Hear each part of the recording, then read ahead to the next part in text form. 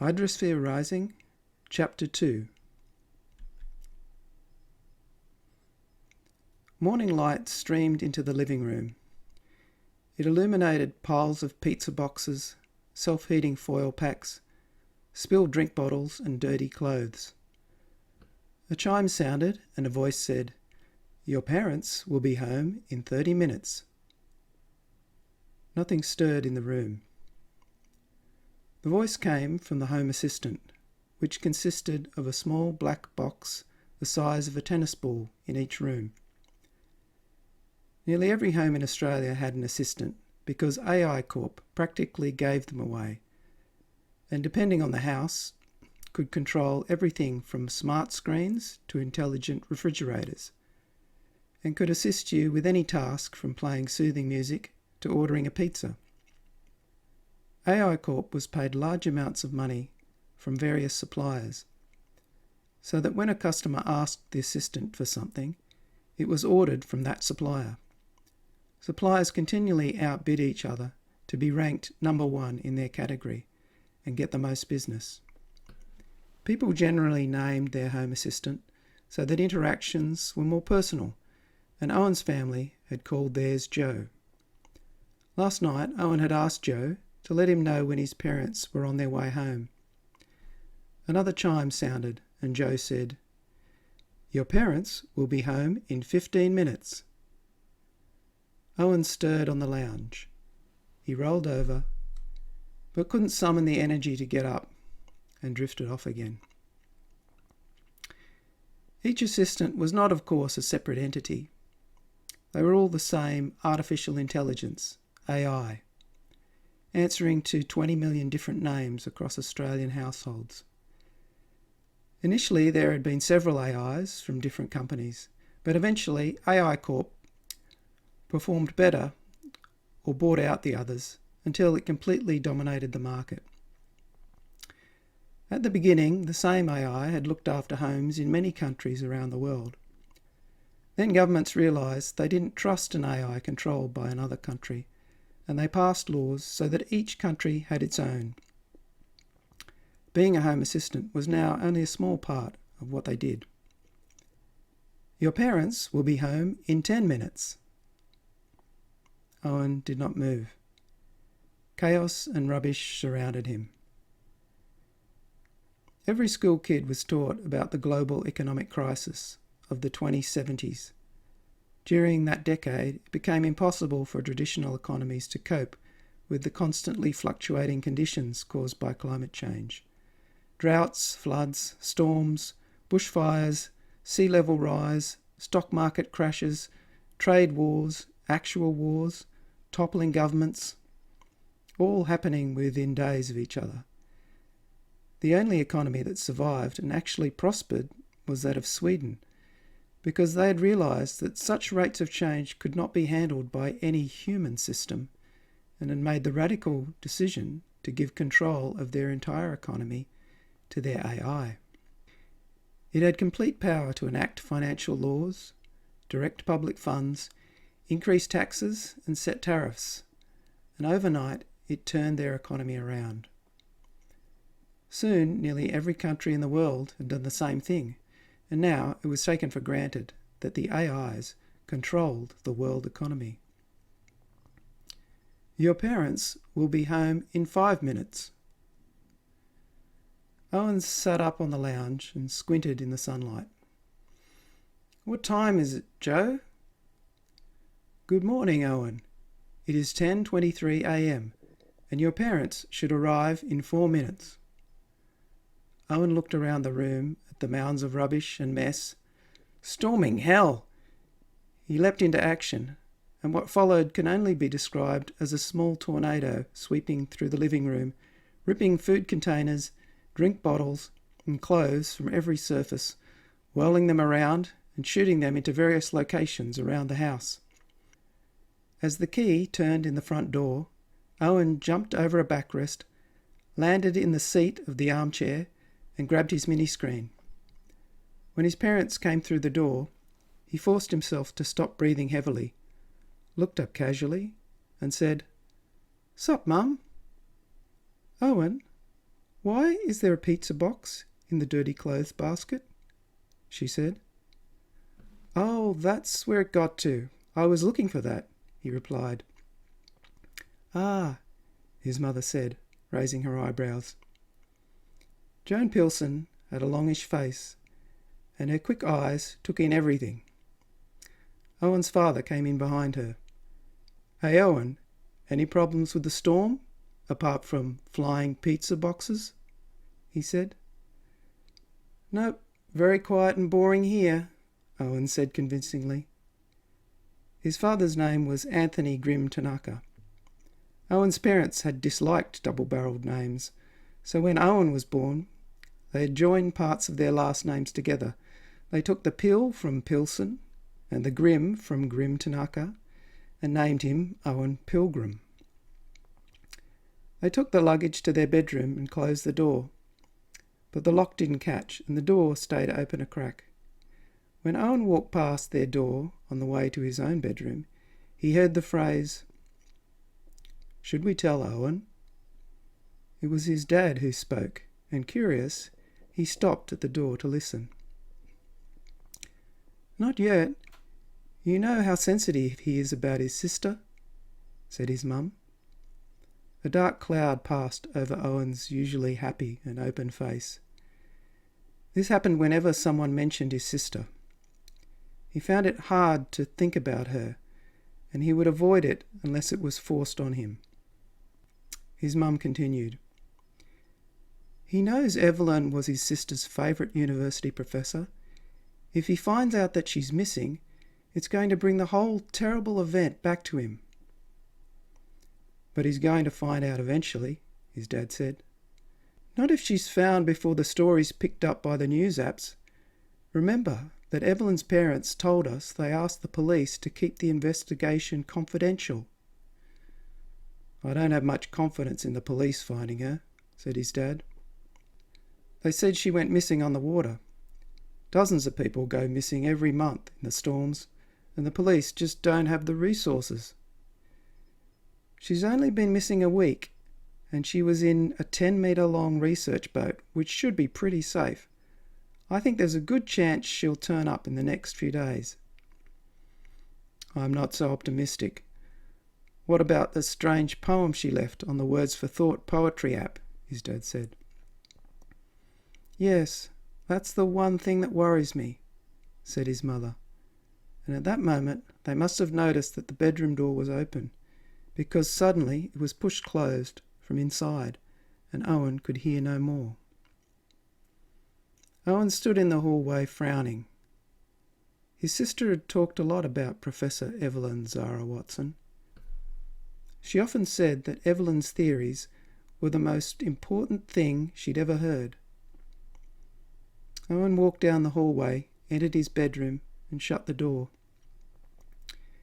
He sat down on his bed and tried not to think about his sister. It was no good. His heart was beating faster, and there was an uncomfortable pressure behind his eyes. To distract himself, he grabbed his mini-screen and searched for Evelyn Zara Watson.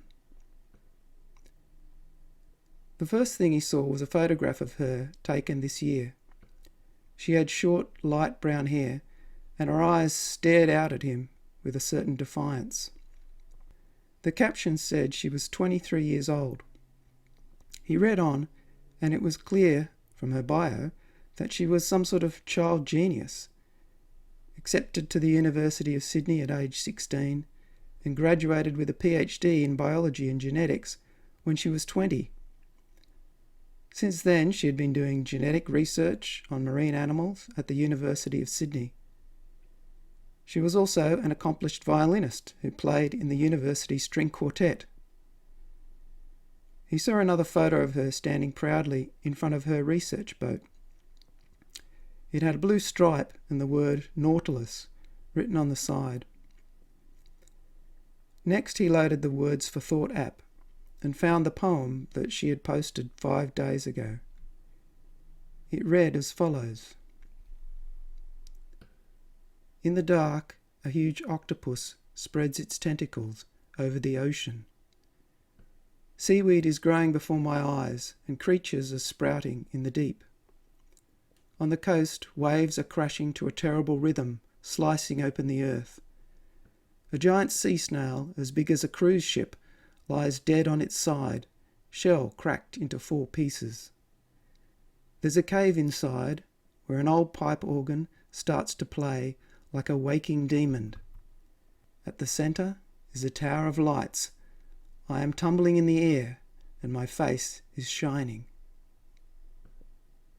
Owen felt a shiver go down his spine. He loved poetry, or he had. At the age of 12, his parents had given him a book of Banjo Paterson poems, of which his favourite had been Clancy of the Overflow, with its dark overtones. Then, when he was 14, his Japanese grandmother, on his father's side, had read to him a book by Machuo Basho, a 17th century Japanese master of haiku poetry. The book had cast a spell on him. His grandmother also understood the spell, and she taught him how to write his own haiku. The haiku form is deceptively simple, just 3 lines of 5 syllables, 7 syllables, and then 5 syllables, usually with some connection to nature. He still remembered one of his first efforts. Waiting for the bus, 2 possums walk straight for us, like drunken cowboys. He was always good at English in high school and had continued to write his own poetry. However, at the beginning of year 12, the tragedy had happened that dried up his desire to write. Owen had written nothing since, nor had he read any poetry, and he had also withdrawn from most of his friends. In fact, he had done nothing much except help his parents with the boats. Now, maybe there was something else he could do. Evelyn had been so important to his sister ever since she had started her marine biology degree. Hearing Evelyn's name again after all this time gave him a strange feeling of connection. It would not bring his sister back, but if he could help find Evelyn, maybe it would remove some of his guilt. He knew he owed his sister that much, if not much more. The poem also intrigued him. He felt sure there was a message there, just below its surface. Owen spent the rest of the morning in his room, reading the poem over and over. When he read it, he got the familiar prickle at the back of his neck, which signalled that there was something extra there, beyond his conscious thoughts. Like it opened a crack between the ordinary meanings of words and language, into something outside of thinking. This was what attracted Owen to poetry, but it wouldn't help to find Evelyn. He needed to find some real-world location from the poem to start his search, not something beyond perceived reality. He kept wondering why she would post something on an app that could not trace her location. Perhaps she doesn't want her location traced by just anyone. And why a poem? Why not write a plain message? Unless the message is only meant for a certain person who she knows will understand the poem. The first stanza talked about the ocean, and the second about creatures of the deep. But this was far too wide a search area. In the third stanza it mentioned the coast, which narrowed things down a bit, but the Australian coastline was vast. The fourth stanza was more specific, but still unhelpful. He couldn't think of anything on the coast that could be described as a sea snail as big as a cruise ship. The fifth stanza talked about a pipe organ, of which surely there were many in Australia, and he had no idea what the Tower of Lights could be in the sixth stanza. There was also the problem that none of these things might be real things, but could be metaphors for something else. He eventually threw the mini-screen down on his bed. This is flooded. Why did I ever think I could help find her? He stormed out of his room and down to the kitchen. Luckily, his parents were still in their bedroom resting after their journey, because he was not in the mood for small talk. He poured some breakfast cereal and plant-based milk into a bowl and took it down to the jetty.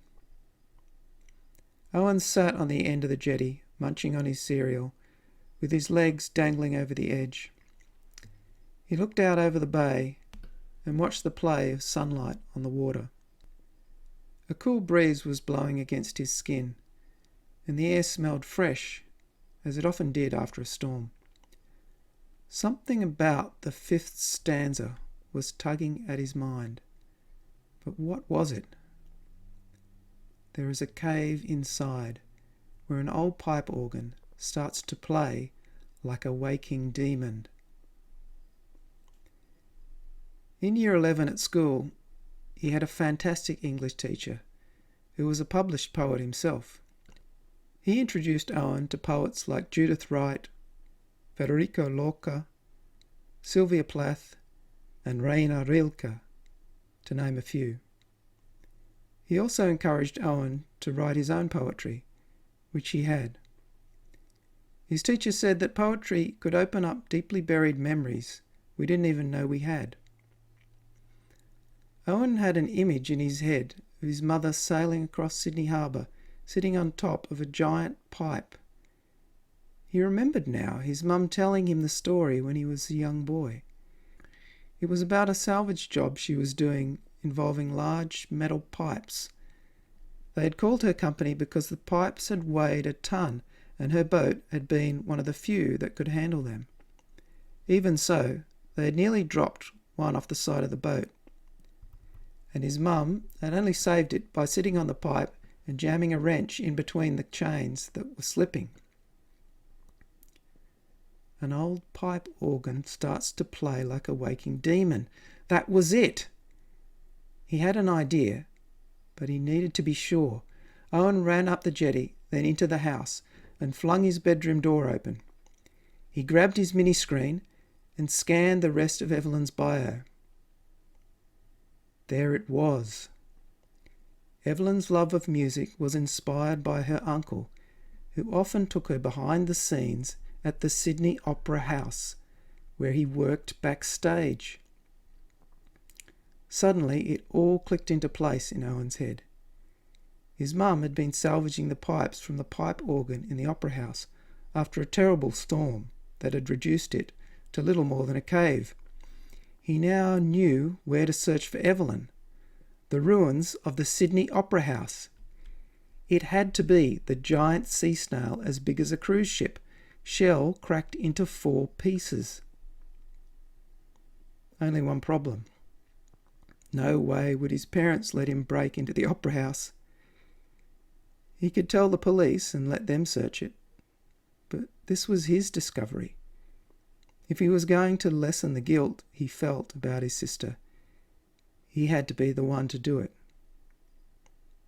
That afternoon he came up with a plan. He told his parents he wanted to take a brief holiday trip on his boat. They agreed wholeheartedly, because they'd been suggesting he take a holiday for months. They felt he needed something to get himself out of his depression, and the sooner the better. His plan had been almost too successful, and while he was packing supplies into the boat, he was riddled with doubt.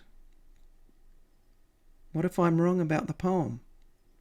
What if I get caught breaking in? If Evelyn is hurt or worse, what will I do? What if I don't find her? This is way too much pressure. I should just stay home. However, in the late afternoon, he rallied himself. I have to do this for my sister. If I don't go, I'll never forgive myself. I've got to get out of this place or I'll go drenching crazy. So around sunset, he waved goodbye to his parents and set off across the shimmering waters of the bay, heading towards a mystery.